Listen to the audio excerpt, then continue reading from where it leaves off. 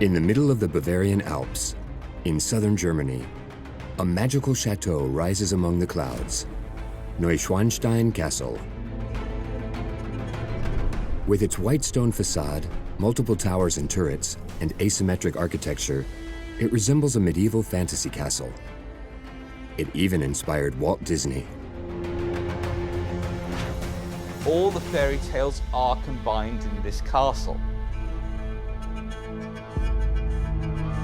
Built at the end of the 19th century, it was the enchanting vision of its sole patron, King Ludwig II of Bavaria. Neuschwanstein Castle is inseparable from King Ludwig II of Bavaria. It's rare that you can associate a castle with a single king. Perched 200 meters high, the castle's construction presented a royal challenge. One really has to wonder how men went about carrying enormous stones up there at that time, whether on horseback, donkeys, or carts. But nothing could dash the king's ambitions. Dynamite leveled the peak. A steam crane towered over the immense construction site, and scaffolding rose more than 60 meters high. Neuschwanstein Castle was one of the most complicated of its time. Despite the abundance of financial, technical, and human resources, the construction, which started in 1868 and was supposed to last 3 years, took 24 years, because Ludwig II kept embellishing, enlarging, and changing the plans.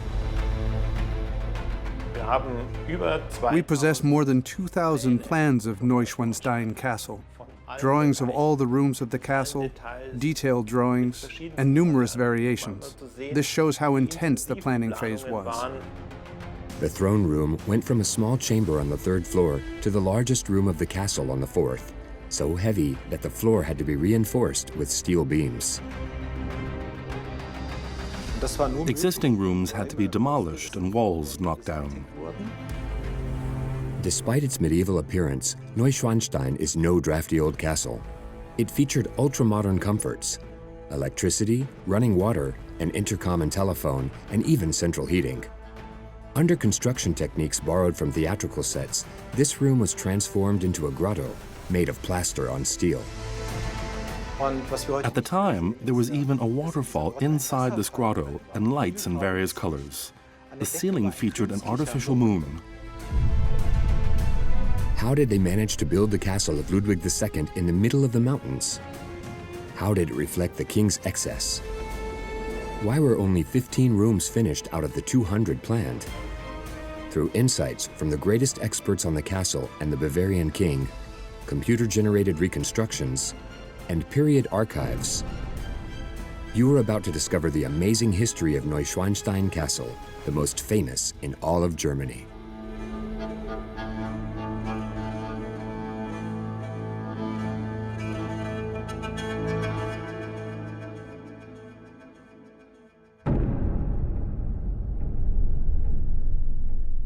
Neuschwanstein Castle is located in Bavaria, southern Germany, in the heart of the Alps. It is the most visited castle in Germany and one of the busiest in Europe. With more than 1 million tourists a year who come to admire its unique appearance.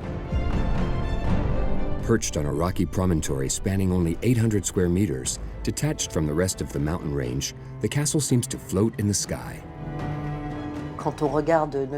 When you look at Neuschwanstein, and particularly when you're standing below, it's a castle at the summit of a rocky peak. That's absolutely extravagant. The tallest tower is 65 meters high, the equivalent of contemporary apartment buildings with more than 20 stories. Around it is about 20 towers and turrets of all heights and sizes. They're slightly narrowed at the top, so as to give the impression of being even more slender. One enters the castle through a large building, the gatehouse, which overlooks 2 courtyards connected by stairs. Around it, buildings provide access to the central part of the castle, the palace, where the living quarters are located.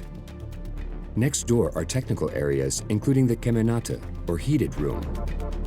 The building is comprised of a total of 200 rooms, with an area of nearly 6,000 square meters, but only about 15 of the rooms are furnished. It seems so familiar, it's also because its silhouette is part of the Disney Studios logo, which has been part of popular culture for over 70 years. At the end of the 1940s, legendary director Walt Disney was working on a new feature film called Cinderella.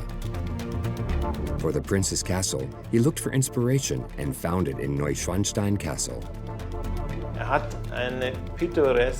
He was looking for a picturesque palace and discovered Neuschwanstein Castle with all these towers, this great palace, and also the asymmetry created by the large entrance below.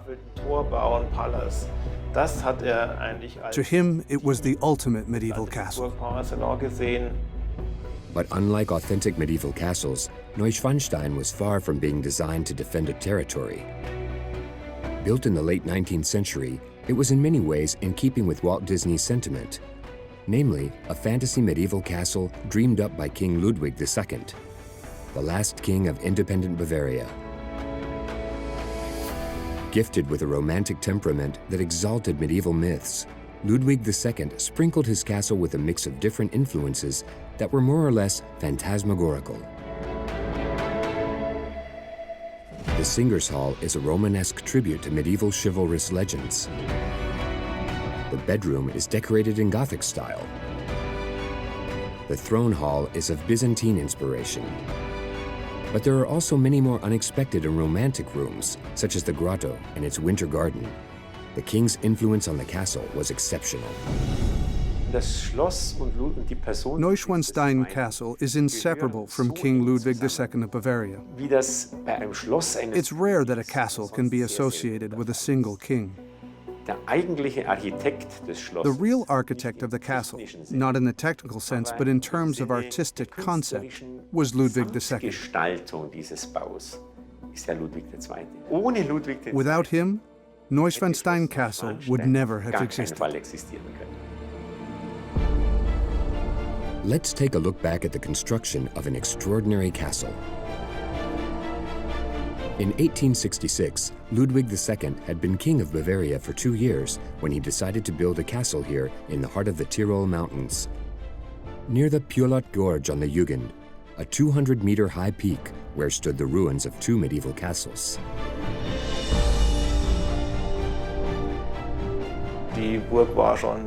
These castles had been abandoned in the Middle Ages. They had fallen into disrepair and were overtaken by nature. The landscape perfectly met the aspirations of the young king, who at the age of 20 admired the romantic German current and its grandiose scenery. It was also fashionable at the time to restore old castles. The obsession with the Middle Ages, notably including the reconstruction of medieval castles, was completely in line with German culture in the 19th century.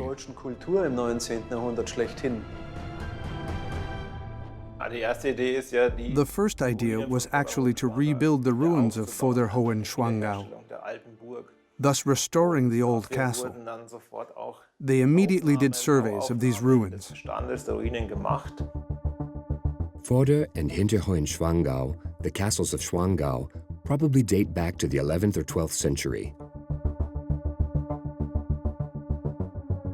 Vorderhohenschwangau was made up of a 30-meter long and 10-meter wide residential building with a courtyard and a tower. To the east, behind a 10-meter ditch, was the Hinterhohenschwangau, comprised mainly of a 13 by 13 meter square tower. The peak, where the ruins of these 2 castles were located, was well known to Ludwig II. It was 1 kilometer from Hohenschwangau Castle, where he had spent part of his childhood.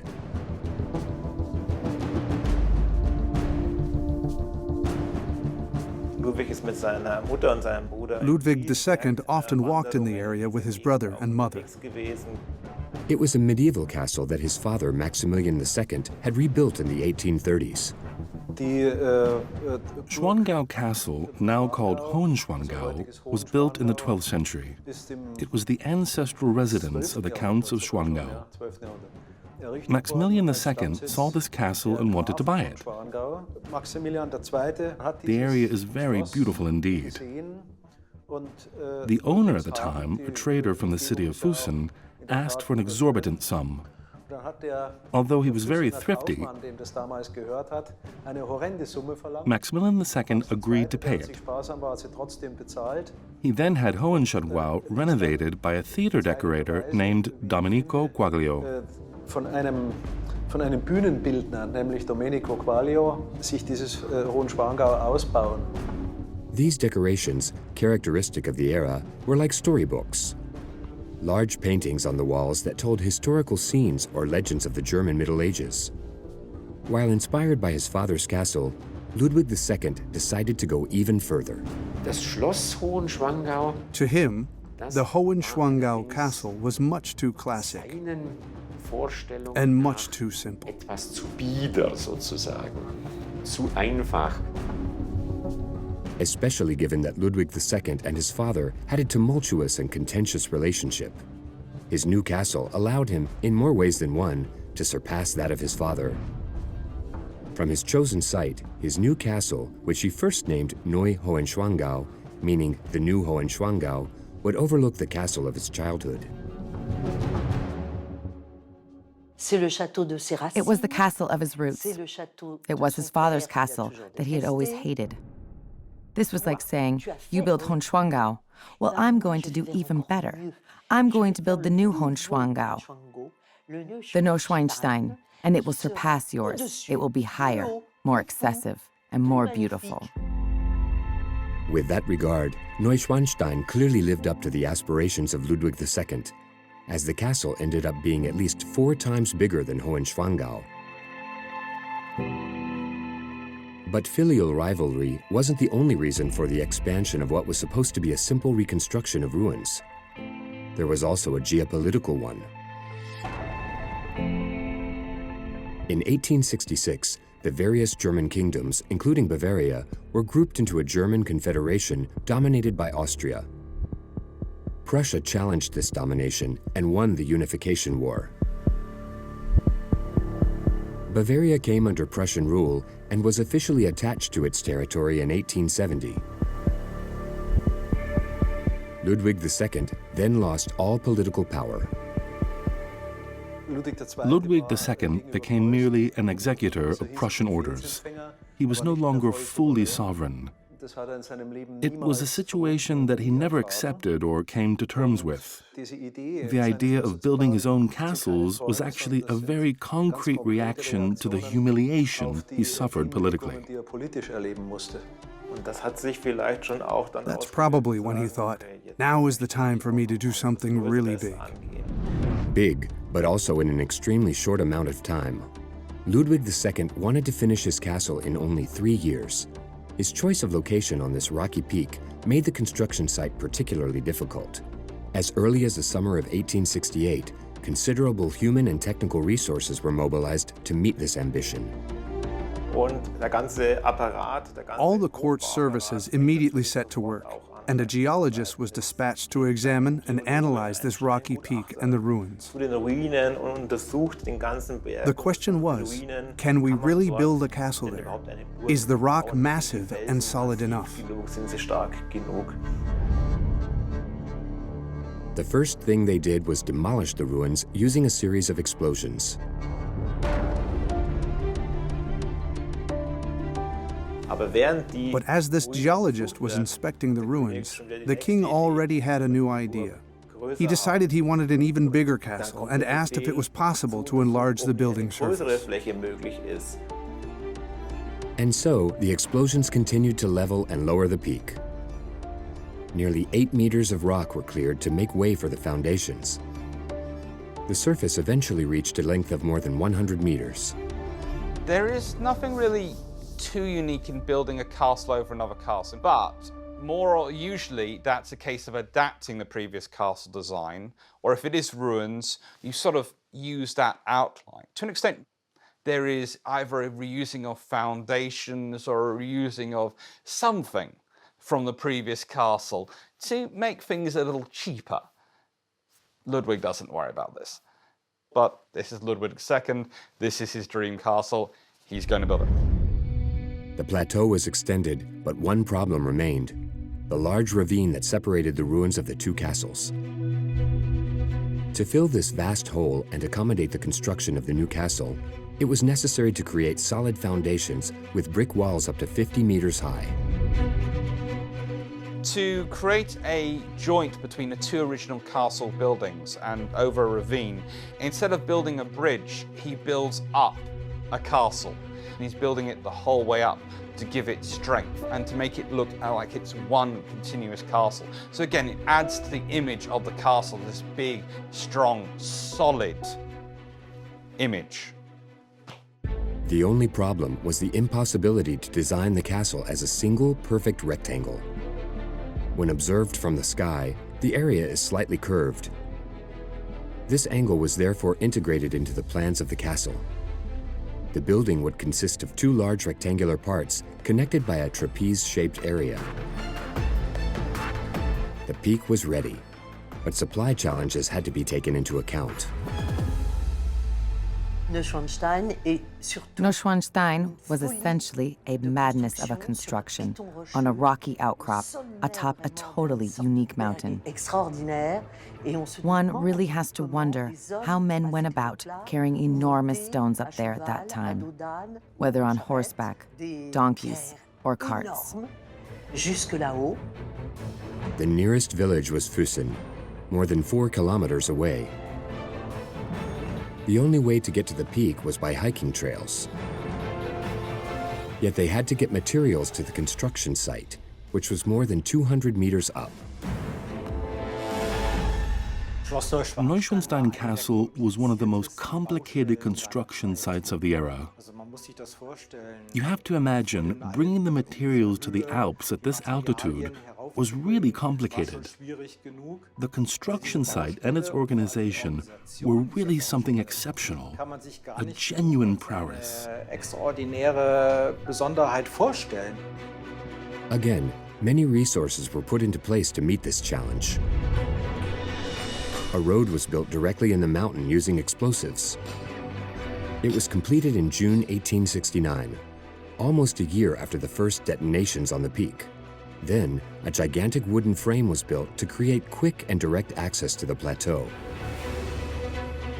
The building materials were brought to the bottom of the scaffolding, then raised over 200 meters by a steam crane, before being finally taken to the worksite. They really used the most advanced techniques of the time to build this castle and materialize the dream of King Ludwig II. Had these modern techniques not been used, Neuschwanstein Castle would have most likely never been built. But once you take away the crane, once you take away all the platform, it's going to make it impossible for people looking up to imagine how it was constructed. It's a pyramid trick in many ways. When we look at the Great Pyramids, they look impossible to have constructed in their time because they are done so precisely. But that's because all the things to build them have disappeared. It's a magic trick. And it's the same with Neuschwanstein. Once the mountain was remodeled and the scaffolding created, an extraordinary construction site began on September 5, 1869, with the laying of the first stone of the castle. They had to move quickly to meet the 3-year deadline. Therefore, work on the site took place day and night. Sometimes more than 300 workers were present. Despite all of these efforts, instead of the 3 years hoped for, the project went on for 24 years. Beyond the difficulties inherent in such a construction site, the king's predominant role in the building process slowed things down considerably. Normally, there would be an architect who was very much in vogue, who maybe won some public competitions or had done some small work for other rich nobles and other people who would then be commissioned, and they would draw up plans, and these plans would be reviewed, and then they would go backwards and forwards with the commissioner. A first innovation in Neuschwanstein, architect Edward Riedel had to deal with a theater production designer, Christian Jank. The latter had worked on the staging of Wagner's operas, of which Ludwig II was a fervent admirer.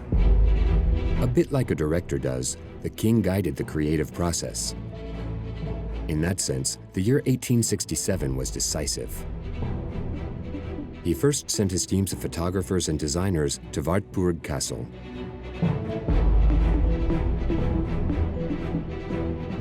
Originally built in the 11th century, this emblematic castle was undergoing a restoration that had begun in 1838 and would end in 1889. Its 12th century Romanesque palace was considered to be exceptionally well preserved. Both the buildings and the purely 19th century decoration that adorned the Singers' Hall and the function room were a major source of inspiration for Neuschwanstein. In July, while Ludwig II was visiting the Paris Exposition, Napoleon III invited him to see the Château de Pierrefonds. The renovation of this 14th century French medieval castle by legendary architect Eugène Viollet-le-Duc had been completed only 4 years earlier.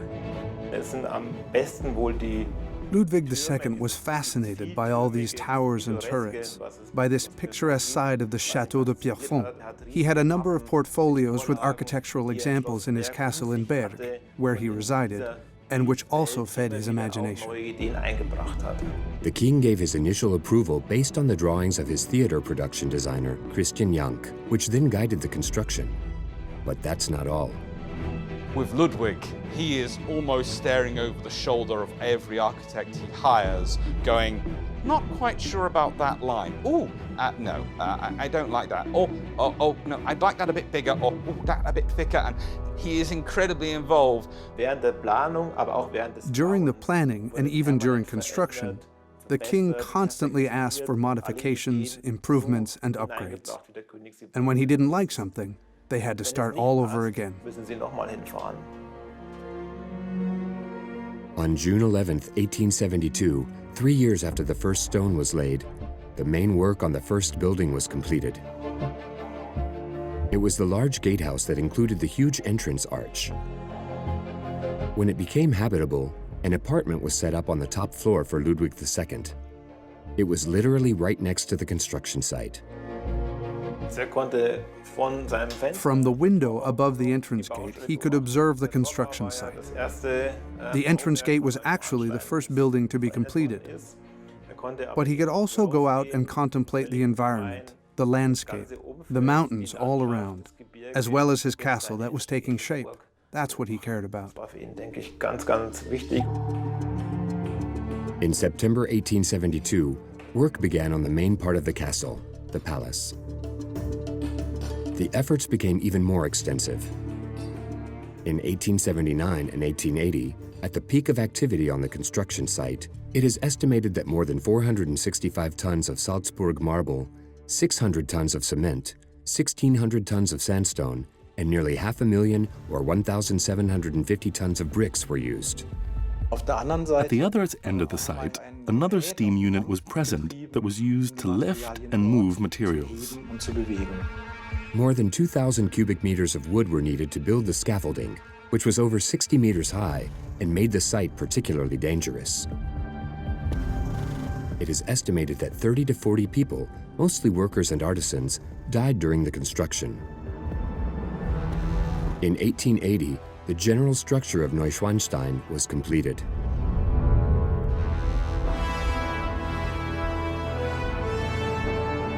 In the palace, interior design and decoration work began.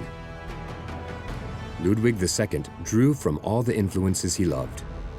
Well-known medieval legends such as the myth of the Holy Grail and the Knights of the Round Table, but also those specific to the Bavarian region, such as the Swan Knight, and of course, Wagner's operas, for which he had unlimited passion.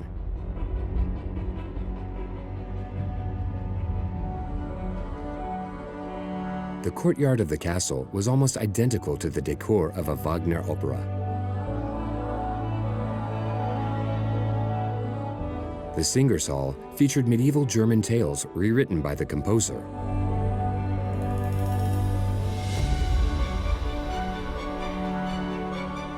The staging was grandiose and meticulous. But while the production designer, Christian Jank, took inspiration from the medieval palace of the Wartburg Castle, historical credibility was far from being the first concern of the architects. Seen from the outside, the castle resembled an old medieval knight's castle. But what nobody knew was that it was only so in appearance, because in reality, it was built of limestone bricks. These are the same bricks that can be seen on the entrance building. The court library in Munich used to have remarkable archives, some of the most remarkable in Europe, with visionary medieval manuscripts, including a number that came from Burgundy. And in these manuscripts, in the background, you can see whimsical castles, often white in color. These clearly inspired the exterior of Neuschwanstein Castle. In the middle of construction, Ludwig II decided that he wanted white stone cladding, so the entire brick facade was covered with white limestone slabs. The barrel vaults in the castle have no architectural function. They're purely decorative. Moreover, he opted for large, modern windows with a steel frame. Upon closer inspection, you can see that it's modern, that there's no lattice work on the windows, and that they're transparent. Neither the nobility of the materials nor the building means and techniques mattered. Ludwig II didn't attach much importance to the details of construction. To him, what was important was to produce a theatrical effect. The king didn't ask, how did you do it? Did you use iron beams? What are the consequences? Instead, he asked, is it feasible? Can it be done quickly? If materials such as iron hadn't been used, and the engineers hadn't accomplished all these feats, Neuschwanstein would not exist. While Ludwig II approved of the modern technical solutions that allowed him to realize his vision, he also wanted his castle to have the most advanced comfort possible. Ludwig II really did go shopping for everything. He wanted everything in there. When you're talking about the construction techniques, he's using the latest steel technology as well as the thickest walls you can possibly imagine for the time. But also, he's not just stopping with that level of technology. This is going to be a castle, yes, but it's going to be a castle. It's going to have telephones. It's going to have everything he can possibly imagine put in there. These state-of-the-art installations did not present any invention or innovation. However, they were all there. Each floor of the palace and the royal apartments had running water and electricity. The toilets had automatic flush systems. The third and fourth floors were equipped with telephone connections. There was even an electric intercom system used by the king to call his servants. Meals were not carried by stairs, but by an elevator. The royal apartments were heated with a hot air system, the ancestor of central heating. There was a room that served as a boiler to heat the air, which then went up the floors through ducts. It was a system of hot air that was fed from the cellar and prevented the odor of a stove in the rooms, or soot, or dirt. It was an added comfort.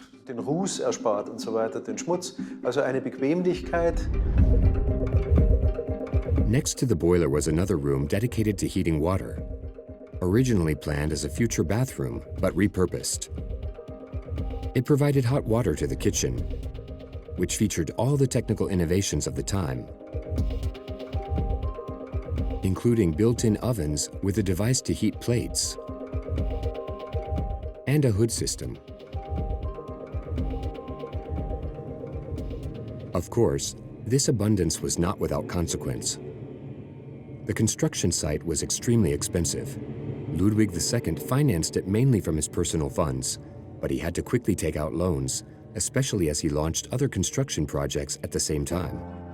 Neuschwanstein's initial funding amounted to just over 3 million marks. Ultimately, the construction doubled in cost to more than 6 million marks, the equivalent of 40 million euros today. In 1886, the king's total debt was colossal, nearly 14 million marks. When his creditors warned him that they were going to seize his castles, Ludwig II threatened to commit suicide. Relations between the king and the Bavarian government deteriorated, especially since the king also largely financed Wagner's work, which was poorly perceived by the population. Die Entwicklung ist, dass sich immer mehr He increasingly distanced himself from his people. hat und die So-called representation missions, which a king normally performs, such as attending parties and hosting receptions, zeigt. were fewer and fewer in number, Das hat and stopped completely in the last year of his life. im letzten Jahr seines Lebens dann ganz eingestellt. Neuschwanstein's interiors reflected Ludwig II's need for solitude. Over the years, reception rooms were abandoned or simply never furnished. The castle could never have accommodated the entire royal court. Only Ludwig II and his servants. The plan of the third floor, designed by first architect Edward Riedel at the end of 1868, initially incorporated, in addition to the apartments of the king, the traditional rooms of a castle of that time: a library, a reception hall, and guest rooms. A decade later, these rooms disappeared from the plans. In 1884, Ludwig II settled into the palace. He appointed Julius Hofmann as principal architect, the third since construction had begun in 1869. In similar fashion, the plans were in constant evolution. We have in our archives more than 2,000 plans of Neuschwanstein, blueprints of all the rooms of the castle, detailed plans, and also many variants. This shows how intense the planning phase was. Some ideas were accepted, others were rejected. But the biggest change concerned the palace's masterpiece, the throne hall. This room was the perfect testament to the ambition of Ludwig II, which knew no boundaries and was ever fluid, because originally it was fated to look very different. Initially, the throne hall was supposed to be relatively small, but in 1878, Ludwig II wanted a much larger part of the main building to be converted into a throne hall. The chief architect replied by mail, almost a little desperately, saying, "Yes, it's possible, but all the ducts and window frames have already been installed, so we have to redo everything."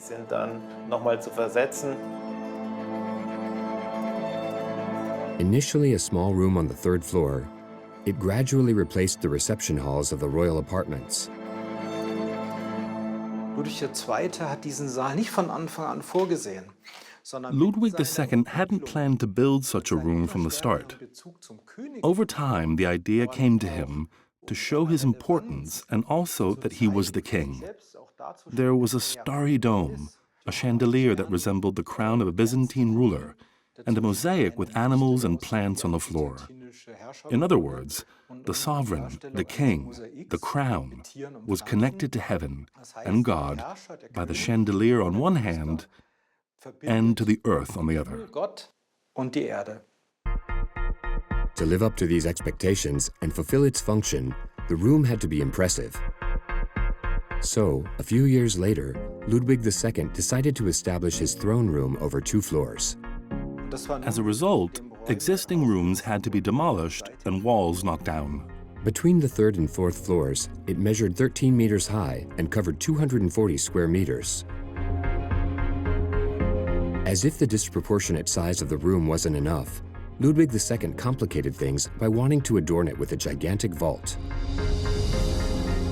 Had the usual construction techniques of the era been used, the weight of a stone structure would have been too great and everything would have fallen apart.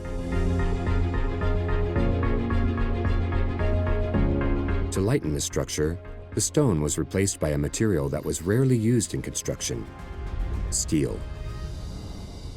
The design of this throne room required careful thought about what could be made lighter and what materials could be used and where. The throne room in Neuschwanstein Castle was made of various materials. It was precisely this mix that made the difference. Weight was reduced wherever possible. Even the columns used to support the rows of arches that surrounded the entire throne hall were designed to weigh as little as possible. Wenn wir als Besucher in den Thronsaal hineingehen würden, If visitors of this throne room had X-ray vision, they would be surprised, because the columns, both on the bottom and the top, are hollow. in sich ein Gusseisenkern. They're cast iron tubes covered with scagliola, which is imitation marble. Die mit Kunstmarmor, mit Stuckmarmor, mit As Metallfolie such, ummantelt sind. the weight was reduced. Das hat Gewicht If they had been real marble or stone columns, they would have weighed a lot more. Säulen gewesen wären, hätten die deutlich mehr Gewicht gehabt. The builders also had to come up with solutions for the impressive dome, which was ultimately designed like a theater set. Es waren erst auch zwei 2 domes were also planned, which in the end were transformed into one large dome made of wire and iron trellis. This architectural element obviously had an impact on the upper and lower floors. So much so that the room below had to be reinforced as well. A system in frequent use today was implemented for the first time in Neuschwanstein: H-shaped steel beams.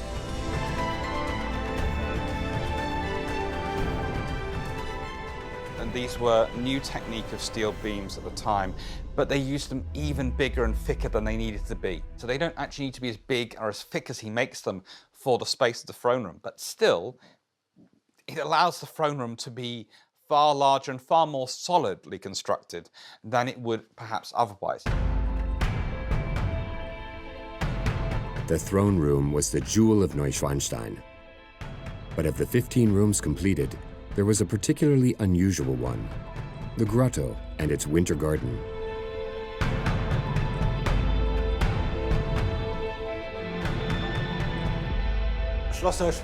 Neuschwanstein Castle has plenty of surprises. It's wonderful to stroll through this castle and be surprised.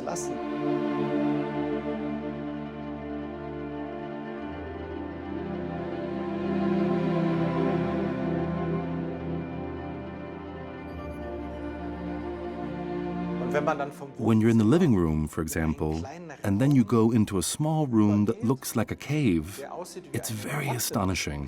Verwundert.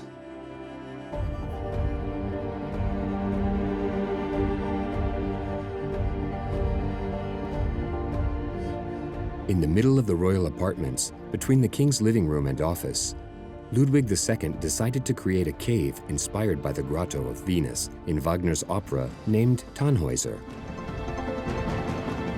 The grotto was an imitation of a cave covered with stalactites, embellished with colorful electric lighting, a very modern mechanism for the time. Back then, there was even a waterfall inside the grotto. When you heard the water gurgling, you were immediately immersed in a completely different world.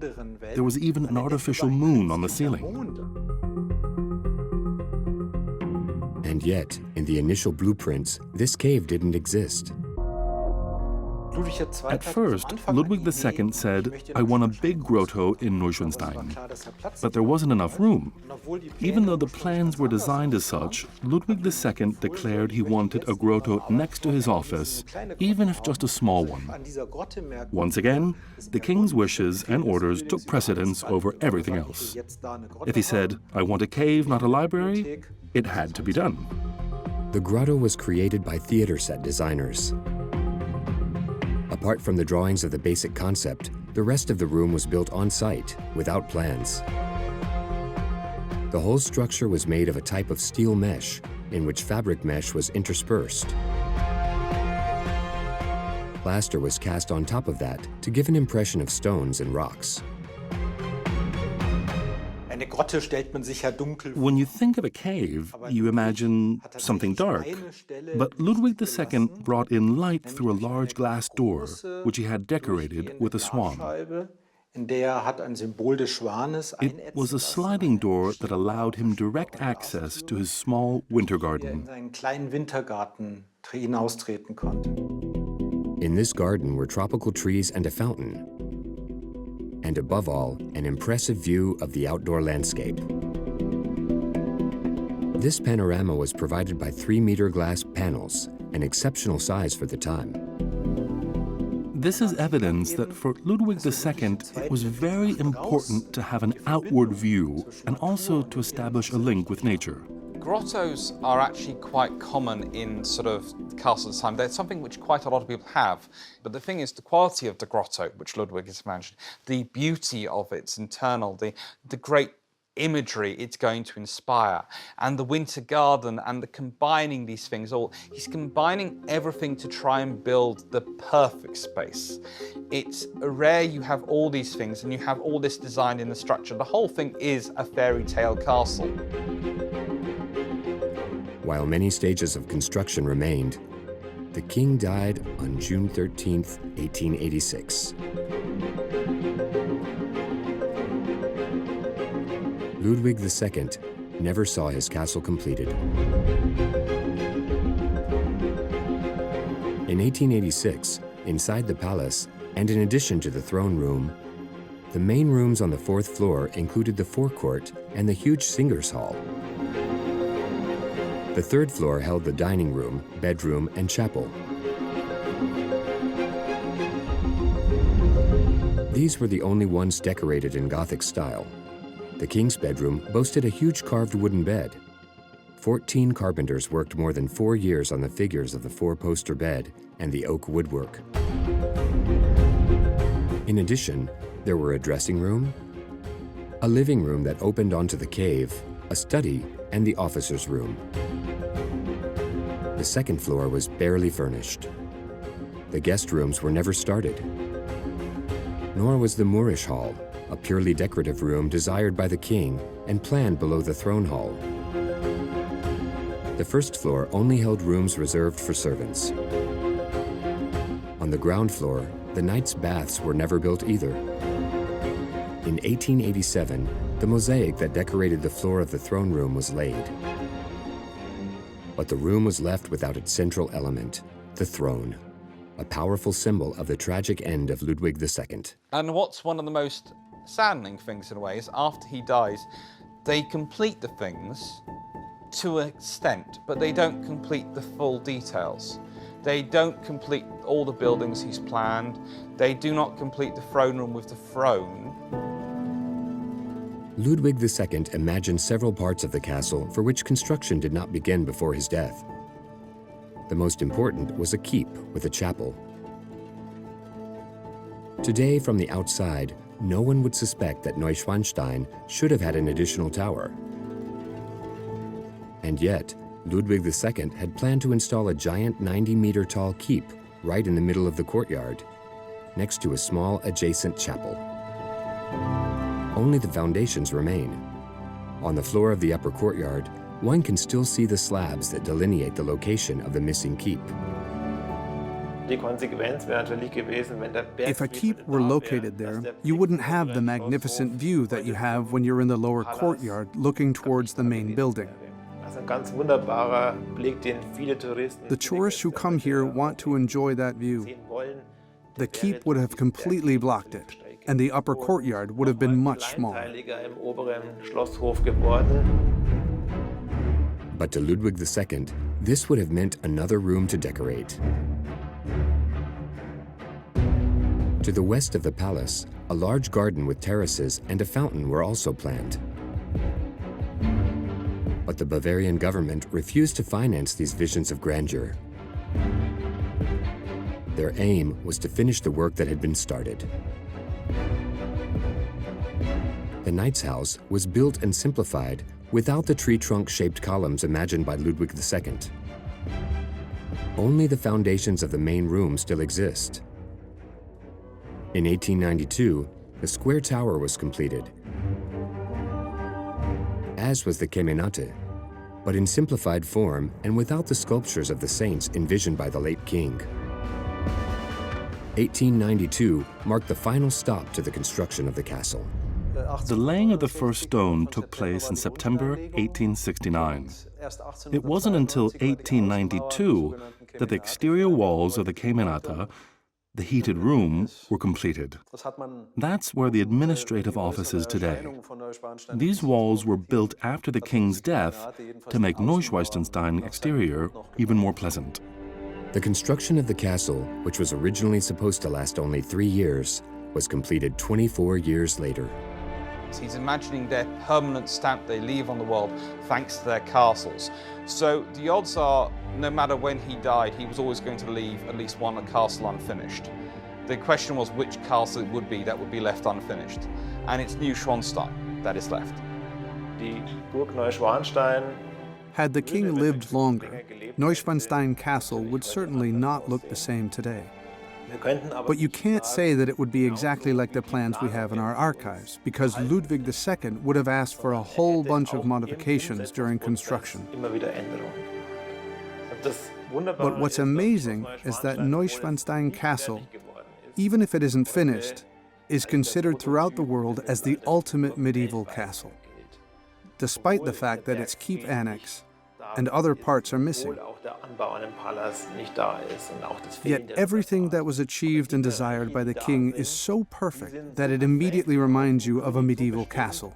And that's fascinating. Just before leaving Neuschwanstein for the last time, Ludwig II made his servant promise to never open the doors to anyone. Yet only 7 weeks after his death, the castle was open to visitors. There was a desire to open quickly so soon after his death to attract crowds. The price of admission was very high. Visiting the castle of Ludwig II cost 3 marks. This money allowed the Bavarian government to quickly clear the debt attached to the castle, which immediately became a major tourist attraction in Germany and the world. The history of the castle and its construction were intimately linked to Ludwig II, more than any castle of the time. It was Ludwig II himself who made Neuschwanstein such a unique and astounding castle. The ideas, fantasies, and desires of Ludwig II are embodied in this castle. They're an integral part of the building and allow us to discover many things about the person he was, notably his vision, his aspirations, and thought process. His visual creativity was pioneering and innovative. He knew precisely what he wanted, much like the director of a film shooting a scene that needs to correspond exactly to what they envision. At the cost of a perfectionism that required the constant reshaping of plans and instructions to the project managers.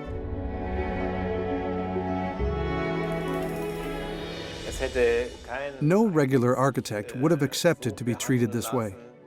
You have to do it like this. No, that's not good. Do it again, do it again, do it again.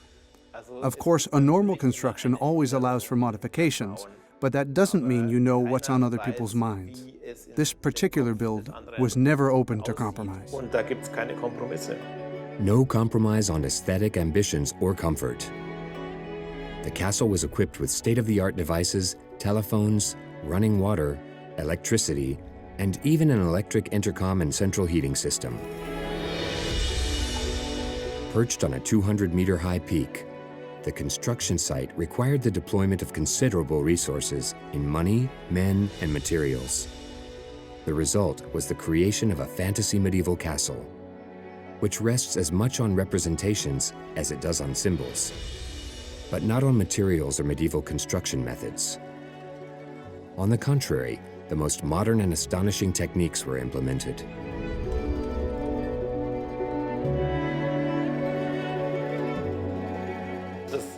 What's amazing is that Neuschwanstein Castle, even though it was never finished, is considered worldwide as the ultimate example of a medieval castle. Because all the fairy tales are combined in this castle. That is how Neuschwanstein Castle, built in the 19th century, became in our imagination the most beautiful example of a castle of the Middle Ages.